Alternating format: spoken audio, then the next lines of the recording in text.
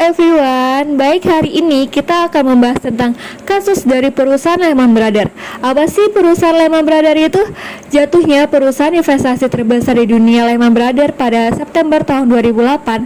Saking banyaknya kepanikan yang terjadi di tahun dan bulan tersebut, maka publik kerap menamakan dengan siklus ekonomi 10 tahunan dan juga istilah Black October, di mana banyak pelaku pasar yang terus memantau perkembangan pasar keuangan dan memilih berhati-hati dalam mengambil keputusan pada bulan September dan Oktober. Kejatuhan Lehman Brothers ini dimaknai sebagai karut-marutnya keuangan dunia. Sejarah dalam perusahaan Lehman Brothers. Lehman Brothers Holding ANC adalah sebuah firma jasa keuangan.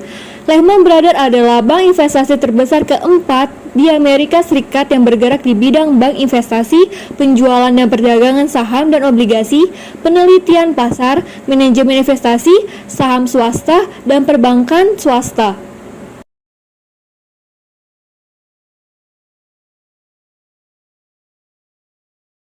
The Last Day of Lehman Brothers merangkum peristiwa yang terjadi selama akhir pekan sebelum Senin, tanggal 15 September tahun 2008.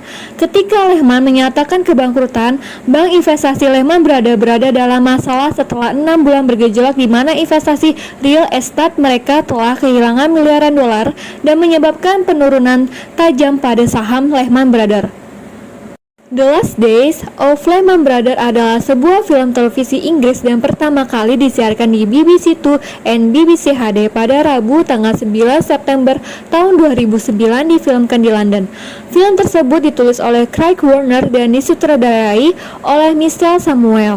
Sebuah film program yang menandai ulang tahun pertama runtuhnya bank investasi Amerika Lehman Brothers.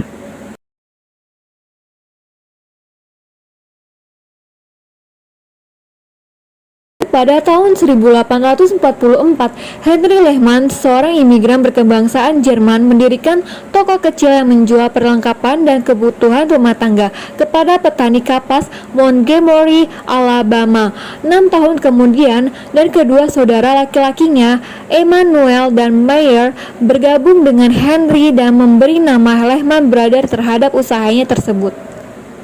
Setelah kematian Henry Lehman pada tahun 1855, Emmanuel dan Meyer mengambil alih pimpinan dalam Lehman Brothers yang kemudian dijuluki sebagai King Cotton.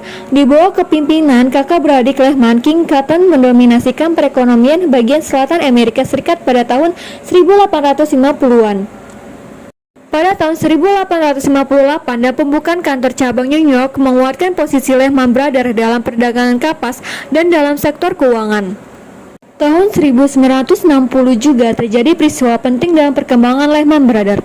Pada tahun tersebut, Lehman Brothers diberikan kepercayaan untuk menjadi penyalur surat hutang negara berkat sepak kerjanya di sektor pasar modal.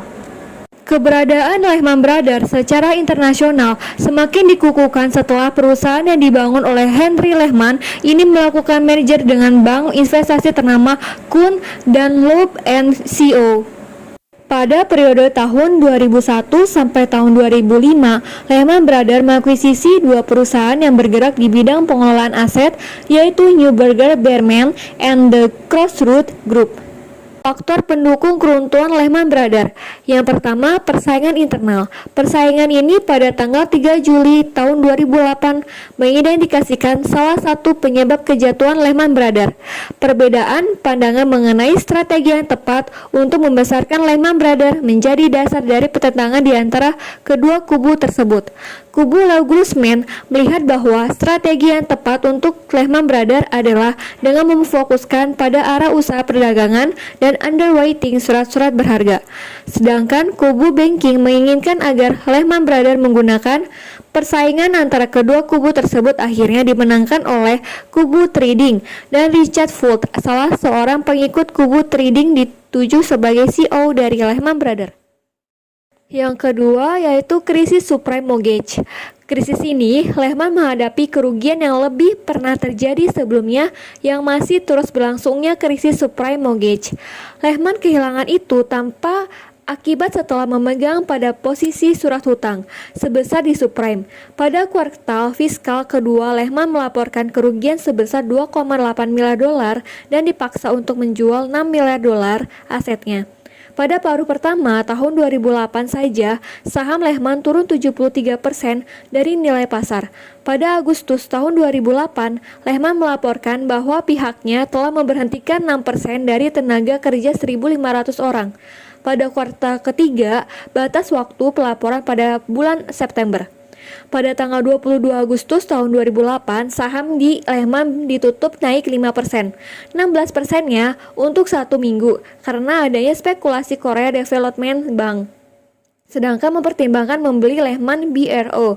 Pada tanggal 9 September, saham Lehman merosot 45% menjadi $7,79 setelah perusahaan Korsel tersebut membatalkan perjanjian untuk membeli. Dampak dari perusahaan Lehman Brothers. Bangkrutnya Lehman Brothers memiliki dampak langsung dan tidak langsung bagi perekonomian domestik Amerika Serikat, serta dampak langsung dan tidak langsung terhadap perekonomian lain di dunia. Dampak langsung dari kejatuhan Lehman Brothers terhadap perekonomian Amerika Serikat adalah hilangnya kepercayaan investor terhadap perekonomian Amerika yang mengakibatkan penarikan dana mereka dari pasar modal. Aksi penarikan dana tersebut menekan harga-harga saham lain di Dow Jones. Walaupun perusahaan-perusahaan tersebut sebenarnya tidak bermasalah, ekspektasi para investor terhadap dampak krisis subprime pun berubah. Dari yang semula hanya akan berdampak pada penurunan harga-harga properti menjadi bahaya yang mengancam keseluruhan perekonomian. Ketakutan mereka terhadap kemungkinan berulangnya peristiwa Lehman Brothers pada perusahaan-perusahaan lain serta isu-isu negatif yang berkembang di pasaran semakin meyakinkan mereka untuk menarik dananya secara massal untuk mengantisipasi kerugian yang lebih besar. Cukup sekian dari materi tentang perusahaan Lehman Brothers. Sebagai penutupan, izinkan saya untuk menyampaikan satu pantun sebelum mengakhiri presentasi ini. Nasi goreng rasanya gurih, dimakan di Kota Batu. Kuucapkan terima kasih atas semua kasih dan perhatianmu. Bye-bye.